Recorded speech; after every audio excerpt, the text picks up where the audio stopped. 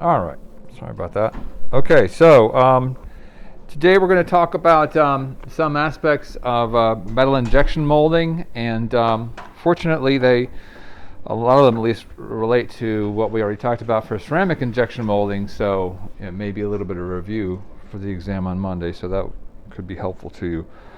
But we're going to delve into a little more details about how you actually operate a molding process, and some of the equipment that's used, and some of the concerns that factor into this issue of forming the right shape and having the right dimensions and so forth, and how a lot of what we talked about before, which is trying to maximize the solids loading using the furnace-based rules, a lot of that causes problems in this part of the operation of using these processes to make useful biomedical components. So this is where I mentioned this earlier. We have this goal to get as high as solids loading density as possible, and then it starts to lead to rejection problems, and that's going to be a lot of what we talk about today, these rejection problems associated with the fact that the two goals are in conflict with each other.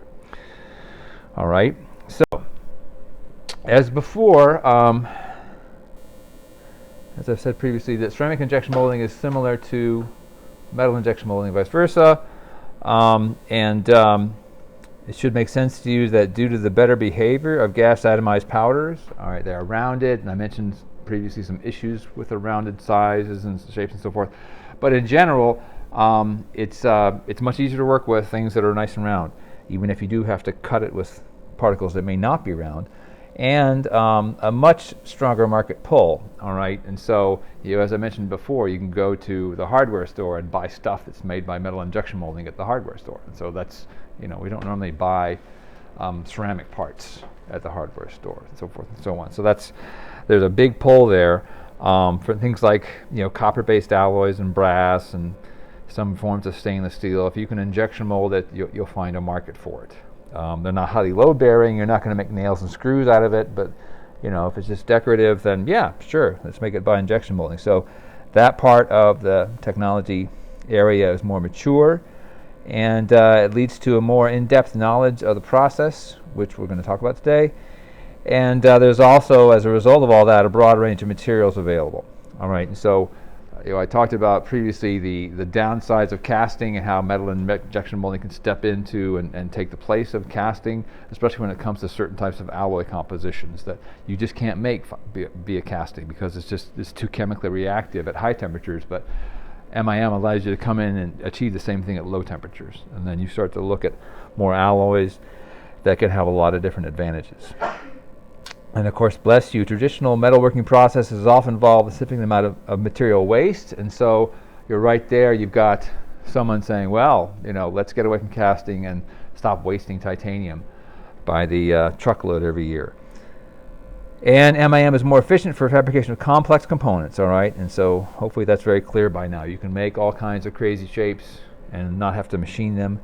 And dealing again on the biomedical side, expensive alloys like cobalt, chrome, and stainless. Stainless steel is not so bad, but cobalt, chrome, and titanium, they're way expensive. All right, so we try to use as little as possible in purchasing that stuff.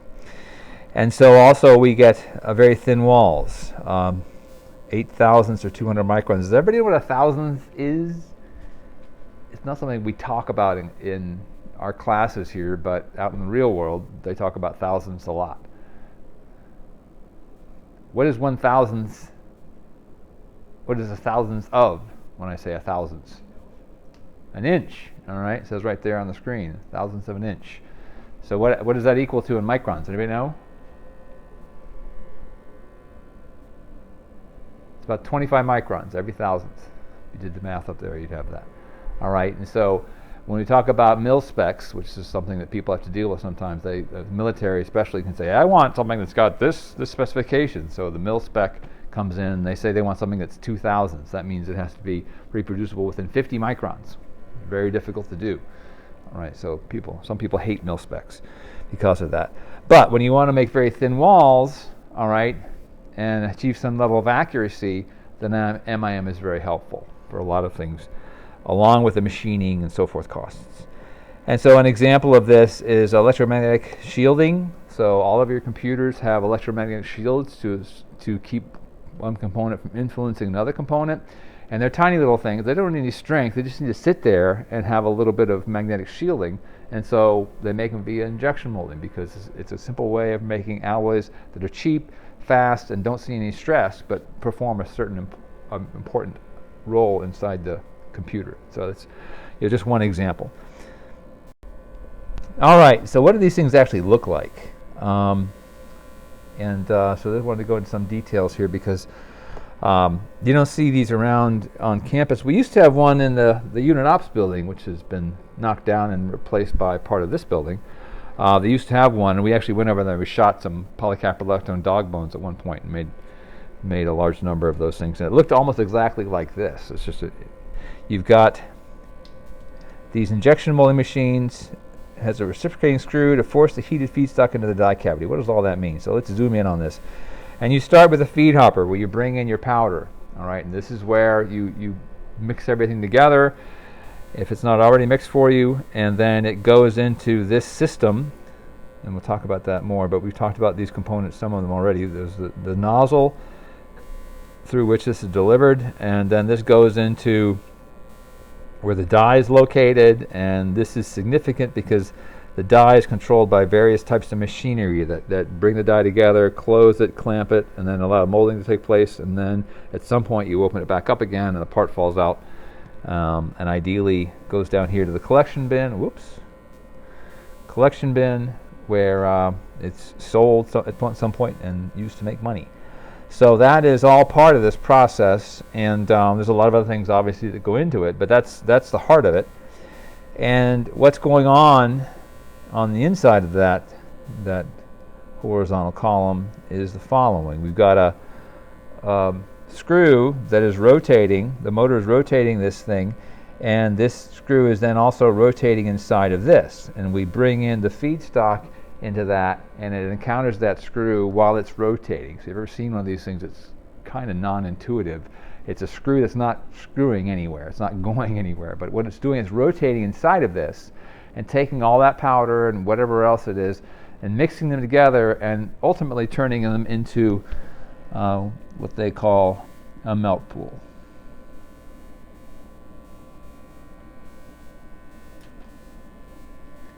Which is a totally dense, totally liquefied form of what it is we're doing to injection mold. So everything we talked about, the CIM, everything is directed toward making this with no pores in it, just totally high temperature liquid that can then be injection molded at the right viscosity and the right temperature.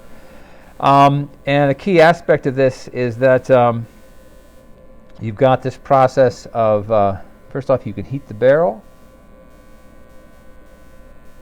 So there is some heating going on. But I should point out that a lot of this is frictional heating.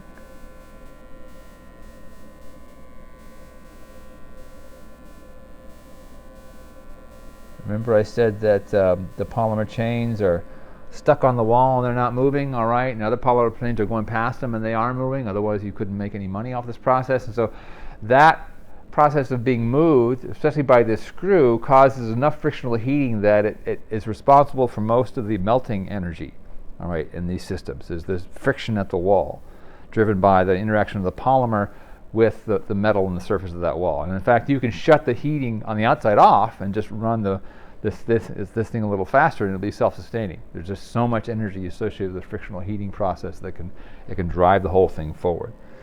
All right, so that's part of this and is necessary to generate the melt, do some mixing as well, and allow this thing to go forward and allow it to make parts.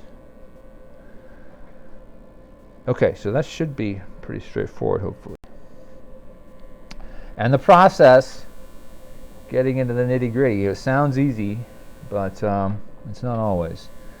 And so we have, unsurprisingly, mixing concerns that are largely identical to those of CIM. So we have to mix the powder, mix the polymer with the high temperature, high molecular weight polyethylene or polypropylene, and then the various waxes and plasticizers and so forth, and hopefully we've added the processing additive to the surface of the powder and so forth, and I gave you some examples of that in the prior lectures. And as we'll talk about extensively, temperature and pressure are varied to deliver the mixed feedstock to the die. And so this is kind of a simplified version of it. So on the guts, the inside guts of that mechanical box, we have this type of arrangement where we have the die, and what we're doing is, you'll see at the end, we're making little T-shaped components. And then way upstream from that, this is kind of artificial, but anyway, way upstream from that, we've got this melt pool being delivered by the nozzle, and that, in this case, is being directly injected into that die, which is nice, not always accurate.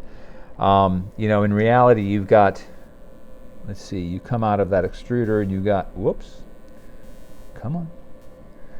You've got a sprue, which is the first thing that comes off of that extruder, and then you have runners, which is distributed out, and you can make more than one part, obviously. And then, critically, this has to go through a gate, which is typically small. And then we finally, at some point, you guys need to point out when I'm off screen. All right. Critically, you finally get to the mold. All right. And so there's a lot of distance that this flow has to travel, and also we're making multiples. We're not just making one, typically. It doesn't make sense to make one. All right, so what this looks like is the purpose of my little toy here. So when I was a kid and I used to put these things together, I always thought, gee, isn't it nice that they attached the parts I wanted to this rig? But it turns out that this rig is, there's a sprue over here, runners go out, distribute the flow to every single piece that it needs to make, and then that flow goes through the tiny gates that lead into the actual cavities that make the parts that make up the plane, ultimately. All right? And in the real world, they don't deliver it to us like this. They pay somebody as little as possible to pop these things off the gates and throw them into a bin. But what this will do is deliver, 6 of the same thing all at once, and then you're left with dealing with the runners and gates. And as I mentioned before, you can take the runners and gates and all this other stuff that distributes the flow and pop it right back in the extruder. All right. And so I'm going to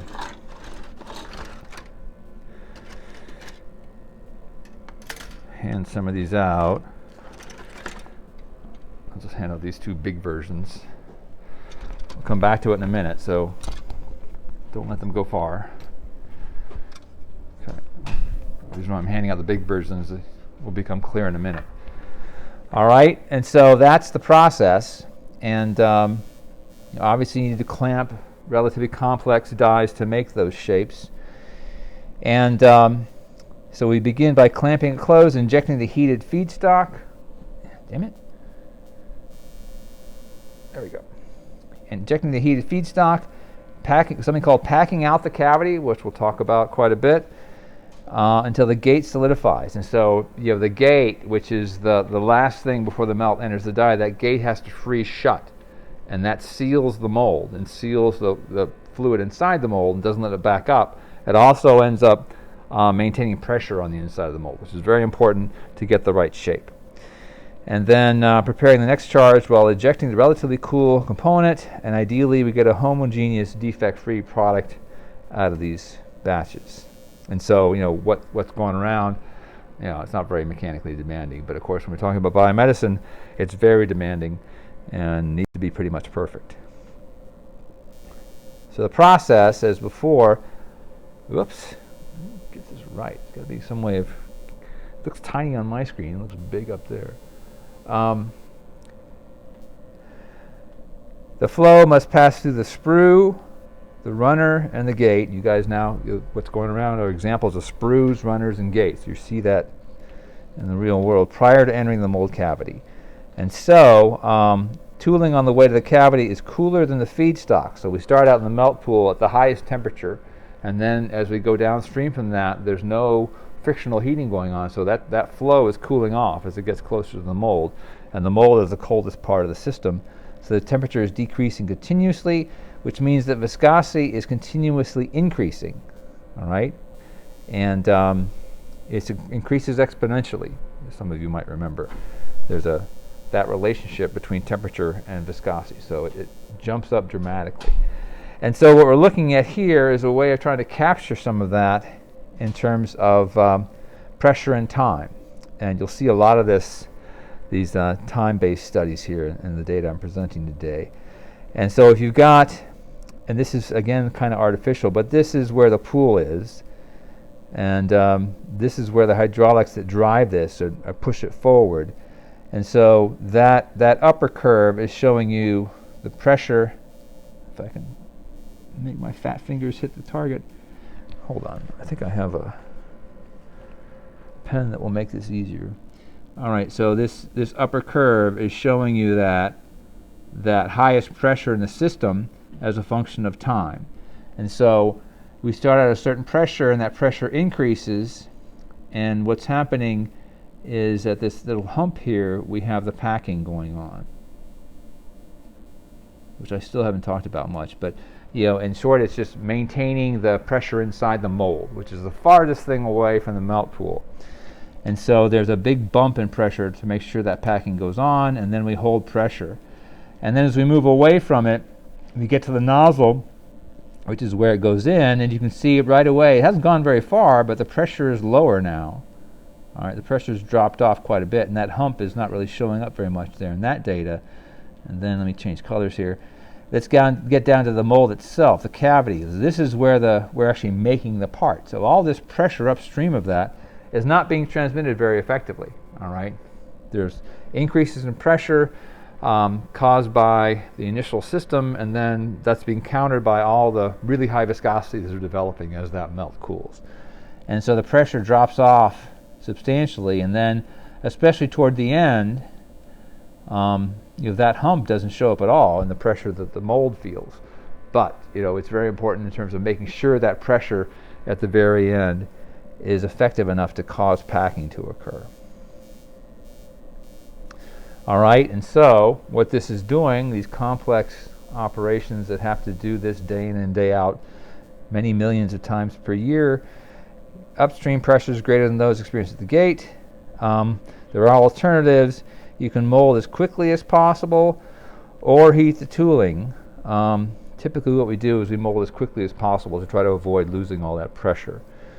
And that's partly driven by the need to minimize other aspects of the process. So these things are complicated, all right? And that's a good thing, because that's why they hire engineers. If it wasn't complicated, they use high school students to do it.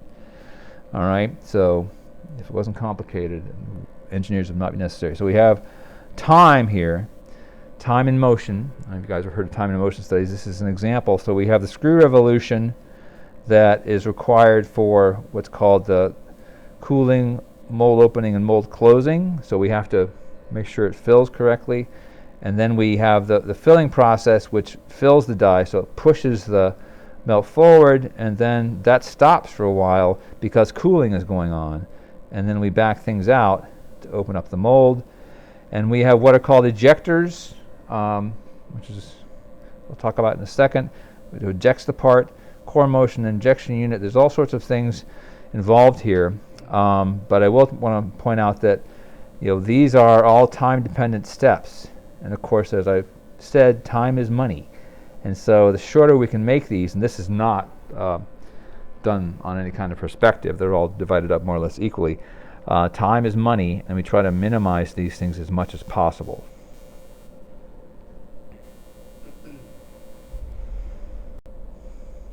And so as part of this, we have flow problems, flow issues.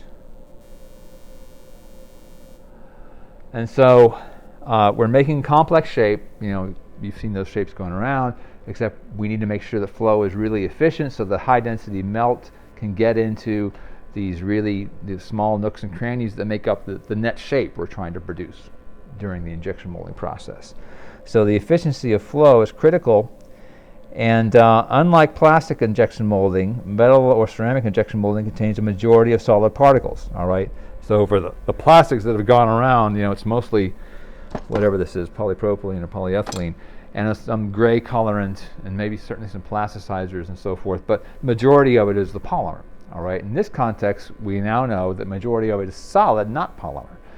All right, and so this is a much more heavy lift. And so what we're talking about is testing using elaborate flow channels or moldability dies. And these are kind of arbitrary, but you know, the themes are common. So we have this flow in which we bring in the melt through this gate, and then we see how far it goes through a spiral set of channels. All right, and these things are designed in a certain way that they have, you know, these areas where it has to kind of double back, it fills it, and then has to keep going back down the channel. And so that's done on purpose to try to generate these binding points where you end up with a powder plug that, because the viscosity has gone up enough, that mostly solid liquid is no longer going to move. You know, it stops here at that point in the die. And so you look at that and you measure that total distance traveled from all the way down to this point where it plugs up and say, okay, we've traveled 165 centimeters, for example. And that's what's happened on Tuesday. Then on Wednesday you go back in and you do the exact same test and you see, oh, it's only 140 centimeters. That's a huge problem, all right, because suddenly it's not filling things as well as it used to. And this is an example showing you what people actually do in the real world, where they have that flow and it doubles back and eventually it slows down and stops. And where it stops is this combination of solids and viscosity ganging up on the flow and stopping it from moving any further. All right, so that makes sense, and you know, it's how we know whether or not we are making the shape we want, or at least an easy way of knowing whether or not we're going to make the shapes that we're after. And so it consists of several loops, the length of the spiral filled under a given set of conditions, and that's something else you can play around with. You start out with one temperature, start out with a different temperature, see what it gives you. The total flow depends on the inverse of the mixture viscosity, which should make sense. I mean, eventually viscosity becomes modulus when it turns into a solid, essentially. All right, so hopefully that makes some sense. And then we have the issues with what happens inside the mold itself, and that is called fountain flow. And it's driven by the fact that because the die and tooling is cold, now cold relative to the melt itself, if you touched it, you definitely burn your skin. What's happening is we get what's called a frozen layer. I hate the word frozen, but everyone else uses it because to me it implies crystallization. When you say freezing and frozen, I always think something crystallizing. That's not always the case here. But you've got this complex shape and you're bringing in your feedstock. So I want you to think back to that toothpaste flow I showed you, where you're trying to make this three-dimensional cube-like structure, and it only was partially successful until you got to higher temperatures or higher pressures. That's kind of what's going on here. Is you have this frozen layer, again the word I hate, that starts to show up right away. The flow has cooled off. It's no longer as hot as it was in the melt pool. It sees these cold walls. Polymers that hit those walls are no longer moving, all right? And because the temperature has dropped, we start making these solid layers. Meantime, the flow itself, if it's been engineered correctly, is under a huge amount of pressure and squirts past that. And that's where the fountain comes in. It's fountaining past that initial frozen layer and acting like, as you saw in that previous lecture, like toothpaste. You know, just kind of going to the end and in some cases stopping. And of course what you want it to do is fill up the space and eventually fill up the die to form whatever shape it is you want. All right. And in biomedicine, that sometimes is not successful. You know, these plastic parts, you know, cost a dime to make this at most. All right. And that's how much of course you sell it for more than that, but it's not really worth that much. And the biomedical parts, you sell parts for $1,000. Your insurance company is paying $998 for this $1,000 parts, and you pay $2, and that goes in your body, and you live with it for the rest of your life. But there's a lot of money to be made off of that type of profit margin. So, and that enables us to think about less than successful injection molding operations. Okay, flow only occurs through the partially frozen channel. Heat is extracted. That channel progressively closes and eventually halts at some point. This only partially predicts the success of the molding operation.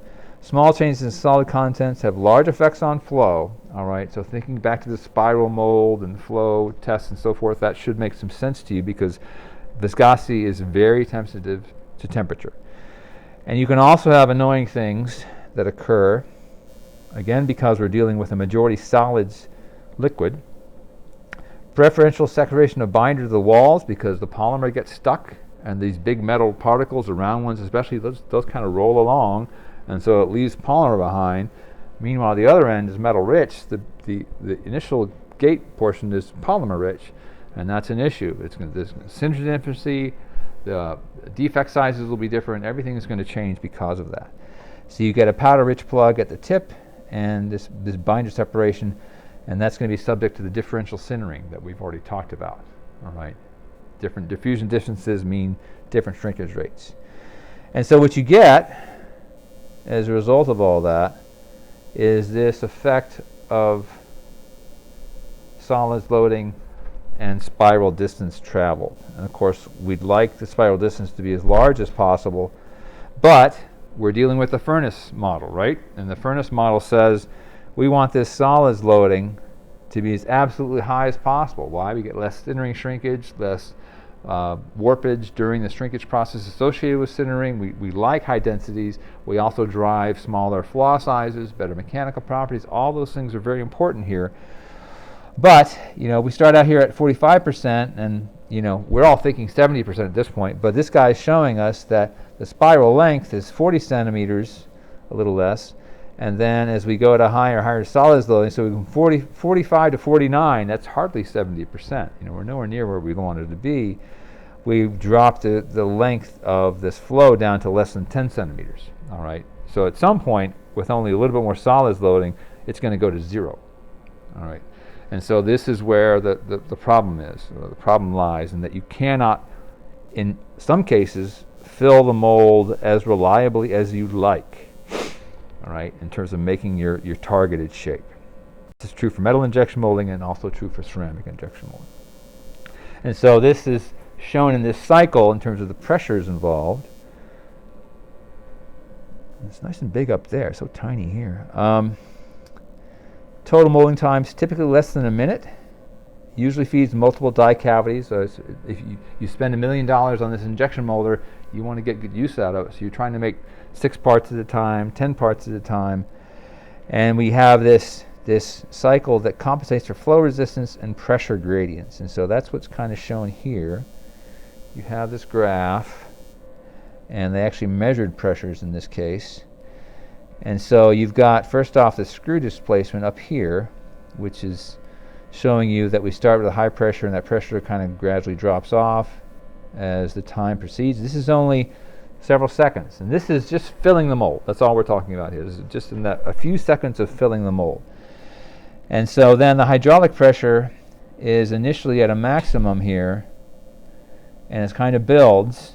And this is important here. We're filling that cavity, all right? And that's what we're building toward, is filling that cavity, getting it to pack, compensate for the shrinkage that's going on inside that mold, and then maintaining the shape during the cooling process, because we don't want it to shrink during cooling. So we continuously use this high pressure. And this is the external pressure being applied, all right? So you can see that jumps up and it goes through these plateaus and drops off. And then you've also got, let me change colors again. So you've got the nozzle pressure, which is just downstream from the melt pool, and it kind of reflects some of that. It shows the same type of sawtooth pattern, the same type of maximum jump up, and then it also drops down through some relatively similar plateaus. But where we are, in terms of making the part, is the cavity pressure. So how does all this upstream stuff translate to the downstream parts? And first off, you can see that this whole area of hydraulic pressure starts at high values, but the cavity hasn't seen any of that yet because it's way downstream. So it takes a little bit of time for these pressures actually get to the cavity itself, because the flow hasn't necessarily gotten there yet. And so that jumps up, but you can see, and this is the interesting part, is that flow jumps up, but then it falls down. Whoops, come on. Falls back down again, just sitting there, and we fill the cavity, but then that pressure continuously falls, and it's falling because this is shrinking, all right? It's cooling off, it's becoming a solid, and so that means the pressure is dropping because of that shrinkage is being countered. And then down from there, you can see that it kind of just sort of gradually decays. It pays no attention to the plateaus that are going on outside of it. Right? It does not see that at all. So that's a measure of how inefficiently the pressure is translated and how that inefficiency increases as the viscosity jumps up. And hopefully that makes sense. And so,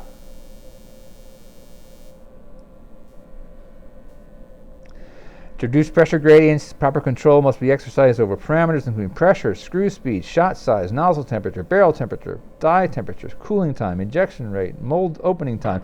All right, so there's software that makes this a much more manageable process. All right, so there's C-Mold, and there's some other examples out there of software that can allow you, the engineer, to at least kind of get a handle on some of this stuff. But obviously, it's very complicated. Any questions about that so far? So, gives you an idea of the consequences of what we've done. We've made these wonderful batches. How do we work with them? How do we make parts out of them? And this is where things can go horribly wrong. Or I guess not necessarily horribly wrong, but not ideally. All right, so, plastic injection molding, pretty much everything you make, you sell. All right, so every one of these things is usually successful. But in this context, it's not always true. Molding can be as short as 5 seconds or as long as 1 minute. Temperatures typically between 50 and 200 C, more on the 200 C side of anything. If the temperature is too low, you can have what are called short shots that develop. All right, so let's focus on one of these three graphs. This one at the bottom is always most straightforward. So we've got things happening: molding pressure and feedstock temperature. And so short shot refers to the fact that you're not actually filling your part correctly. It means that aircraft wing is missing a piece of its wing. All right, and the plastics injection molding world, this is a disaster. In biomedicine, it is what it is. Hopefully, one of the other parts is still good. All right, because you can still make money off that other part. And then you've got this sweet spot combination of pressure and temperature that give you what you want. You get the part that you're looking for. And then we have other things that can happen. And this is where I need to start to go back to that piece. This thing called flash. And the flash is driven by the fact that you are at high temperatures and high pressures. And so what that means is it's at its most fluid. And if you look at, you can see that on the runners here, there's little fins on the runners, all right, where they don't really matter very much. And some of them got chopped off when they made this part. But the runners are part clamped closed, right? So they have a seam. And so this low viscosity melt that's at this high temperature and high pressure squeaks out through those areas, all right? Not a big deal on the runners. We don't care too much about them anyway. But if it happens on your part, that means your part has a fin on it where there shouldn't be a fin, okay? And so that is an issue when you have that happening. And those parts get thrown away because you don't necessarily you don't know how to remove it without affecting the properties of what's left behind. And so that's bad. And then you can also have something called sticking, where your temperature is not very high, but the pressure is so high that it gets stuck to the wall. And you open up the mold, and you don't have one part anymore, you have two. You've broken what you tried to make into two pieces. It's stuck to the different sides of the die. All right? So again, very annoying. Why did I hire engineers? Because we're supposed to understand why these things are occurring. Okay, so obviously there's a lot of potential for failure of the process. All right. So we get these trapped air pockets. You saw that, sticking, flashing, high clamping pressures, which doesn't sound like a problem, but again, if you make this day in and day out, you start to deform the die because of these really high pressures. All right. It means you have to take it all offline. You're not making the money anymore. Your boss is unhappy with you, and machine these things and put them back to being useful again in the right shape.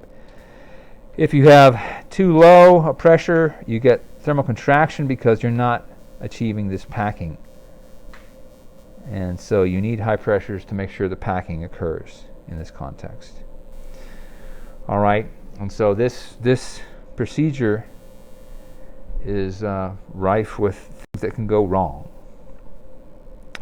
And so let's get to the packing. Okay, I'm jumping around it, not talking about it, but let's talk about packing. And I kind of gave you some hints, but packing is necessary as the polymeric binder cools and shrinks. All right, so we fill that cavity, we make these shapes, and then as it sits in there, it's cooling off. And without any other intervention, it would pull away from the walls because it's got, first off, it's a metal, really high expansion coefficient. All right, you've got polymer, which is not as high as a metal, but it can also shrink. And so those two things together will cause us to shrink away from the mold, and you'll have a shape that's not what you want. All right, might not be visually obvious, but it's not the right mill spec. Again, you're looking at 50 microns. All right, and so we don't care so much about plastic airplane wings, but when it comes to these jobs that we have to satisfy, it becomes very important. And if we have a system in which crystallization can occur, so we have a polyethylene that crystallizes, then that just makes it worse. All right, not just liquid to solid, but liquid to solid and crystallization going on. So everything is shrinking more. If packing is not controlled, density gradients and sink marks, which are surface depressions, can form. All right, because it's kind of shrinking away from the mold, becoming a different shape.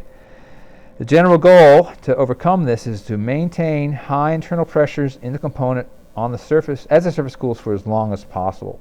So you're kind of filling it from the inside out. You apply these high pressures and you sort of inflate it like a balloon. There's no air in there, of course, but you're just pushing on the inside through the molten component and making sure the outside stays stuck to the mold wall for as long as possible.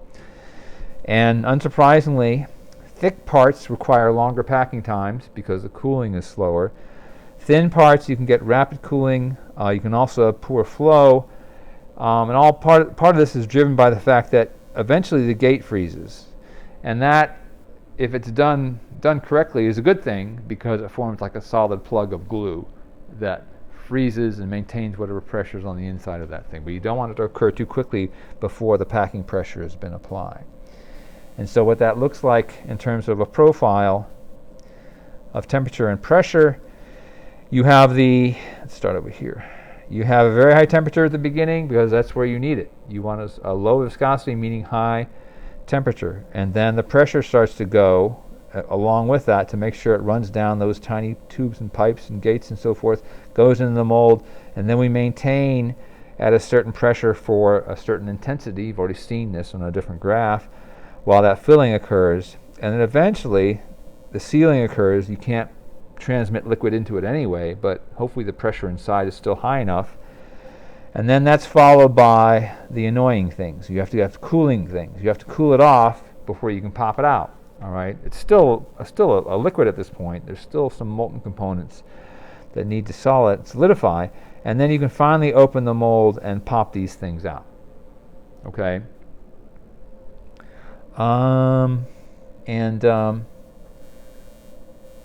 Let's see. I think we'll talk about any questions about this. Make sure we're all clear on this. So this is packing. All right, this is what we've been trying to talk about during the entire lecture so far. So make sure you understand where it comes from, why it's necessary, and how do we counteract it. And then we go to the next step, which is ejection, which you'd think would be straightforward, but isn't. The feedstock must harden inside the cavity to the point at which it can be ejected while still maintaining the shape. We want that shape. We don't want to do any machining if we can avoid it. And this is why upstream tooling is typically not heated. All right, so you could heat the batch. You could make it higher temperature, but in the end, you have to pull all that heat out of the system.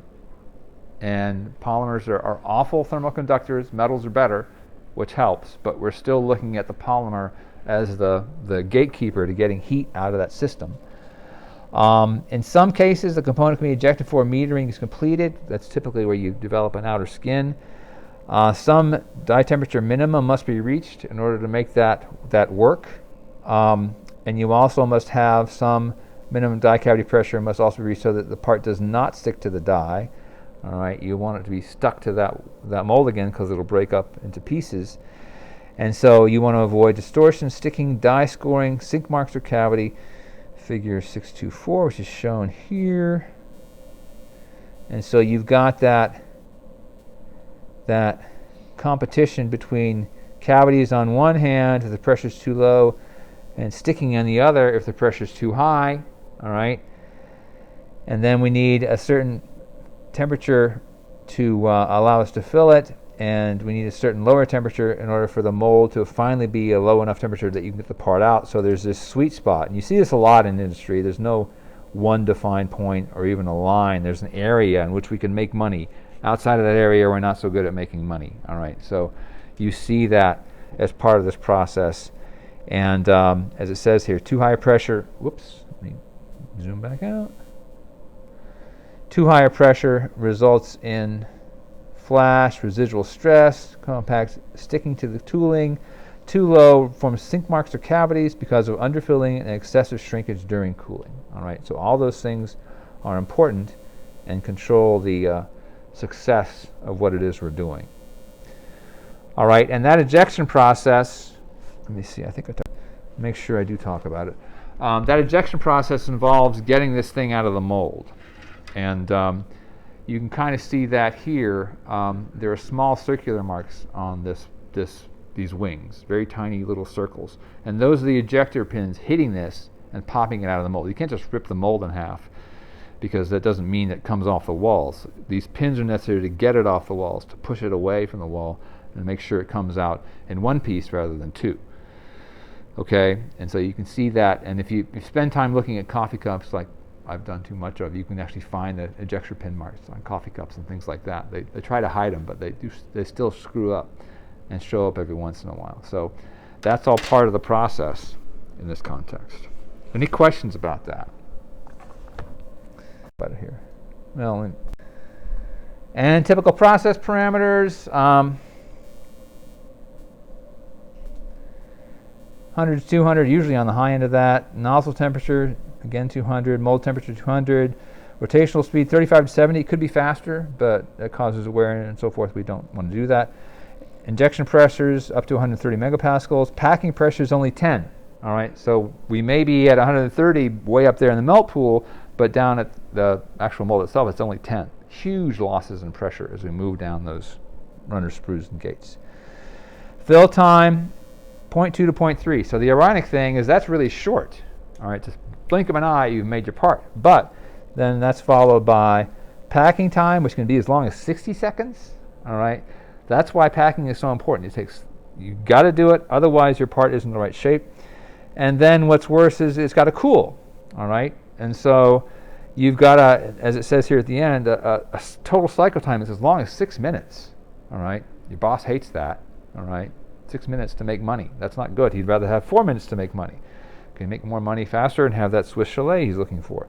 All right, so but these are the conflicts that you'll see in an industrial factory area. All right, so we have typical process problems. We talked about a couple of these already. Binder separation, where the metal gets away from the polymer. Overpressurization, giving distortion. Too high molding speeds, where you try to push that in too fast so you can generate air pockets like you saw in that one toothpaste example. And then we also have something else I want to make sure we understand, is the polymer orientation that goes on in these systems. All right, so we know we have a polymer phase. It's what gives us a liquid. And we know that polymer at the wall is moving how fast? Not moving at all, all right? And so that polymer, at least part of it, is stuck to the wall, whereas the rest of it is out waving around in the solution that goes by it, right? And so it gets lined up.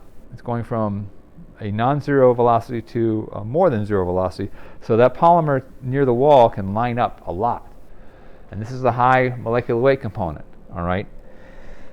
And so during the heating process that happens in the furnace or during binder removal, you can get non-uniform contraction or warping because you heat up that polymer. It goes from being lined up and aligned to bouncing back into coils. All right, and those coils change shape, and meaning that the part itself can change shape, especially at the surface. So this shear during the molding process is giving us orientation.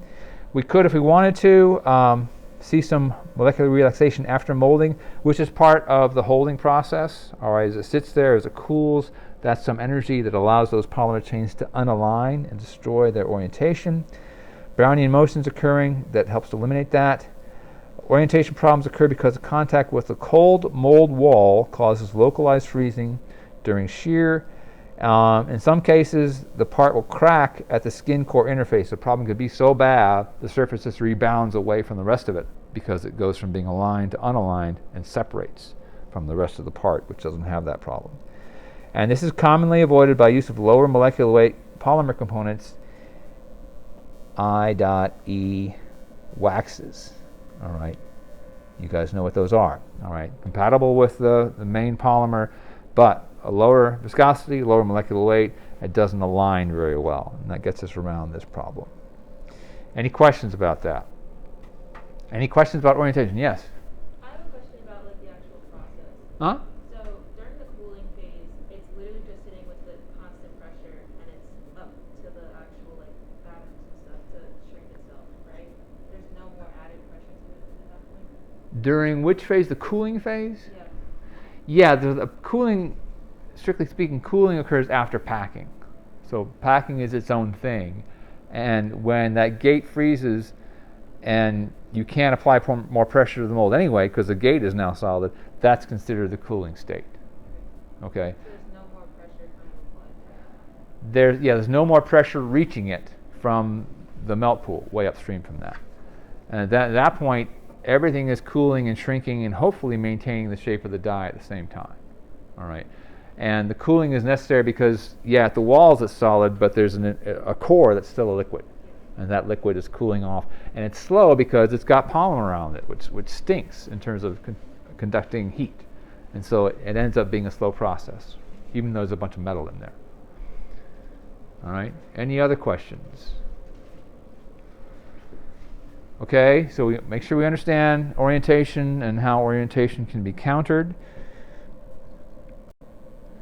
And then we get into where the metal meets the road as far as these processes are concerned. First off, talk about another example of why they hire engineers, these fishbone diagrams, which talks about everything that could possibly go wrong. So we have issues involving shape control. If it doesn't fill the mold completely, obviously it's the wrong shape. And if we get distortion due to orientational driven changes, that's also a problem in terms of shape. And then we also think about ejection control. We have to get the part out of the die. And those pins, those little circles that you see there on the wing, that's not a big deal for a plastic part, but if you take the part out of the die and stick it under a microscope, that little circle is the microstructure being partly destroyed, where that thing punched it. All right, so you can actually cause cracks in these really high density metallic components by the ejector pins that are used to get them out. It's really annoying. Something as simple as that can cause issues, but when it comes to properties, you can never have too much. Part fracture during ejection, separating and sticking, sprue sticking, which is usually isn't a big deal. And then we have integrity control, something called weld line defects. And so this is again where this little handout becomes really helpful. So, and it's really obvious here. You probably didn't notice it when you looked at it. But we have these gates. Everybody see those wavy lines? I don't know. Those wavy lines are obvious from where you're sitting or not. But those wavy lines are where the melt coming in from those gates met. All right? And so that is two different melts merging together, and they're very cool. All right? They've cooled off as much as they're going to. The viscosity is very high. And so those weld lines can be actual points of discontinuity in the overall structure. So if they're not controlled, then they can be weak points in the part because it looks like it's a solid, but if you zoomed in on it, the polymers aren't interfacing with each other, and it's just kind of sitting there waiting to fall apart.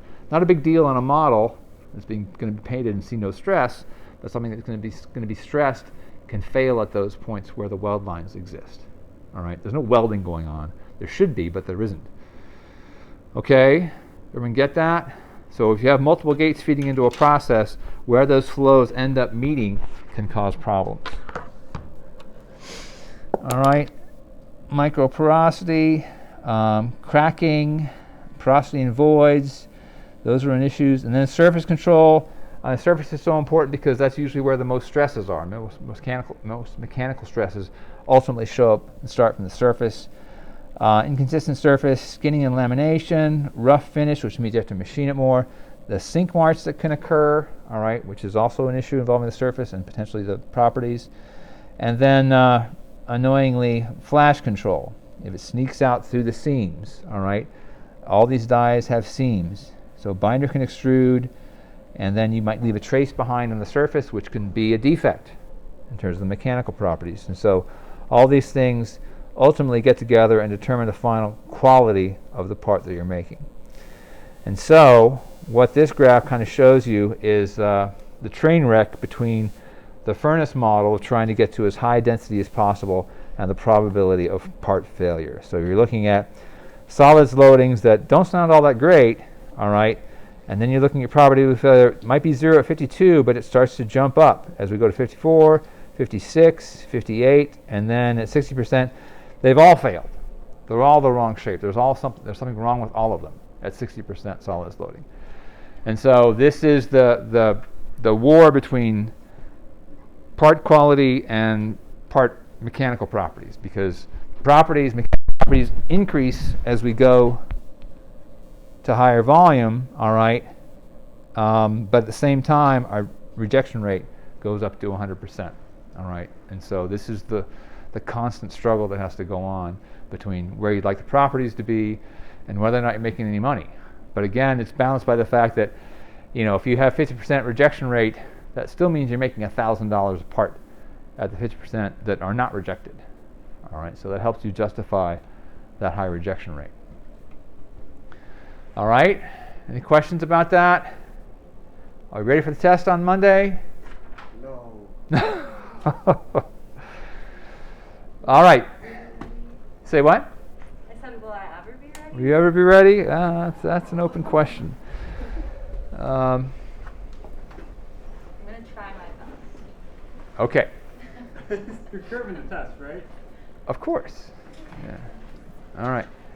No roll. Feel free to email me any questions that you might have. All right. Gonna get A's. Yeah. No need for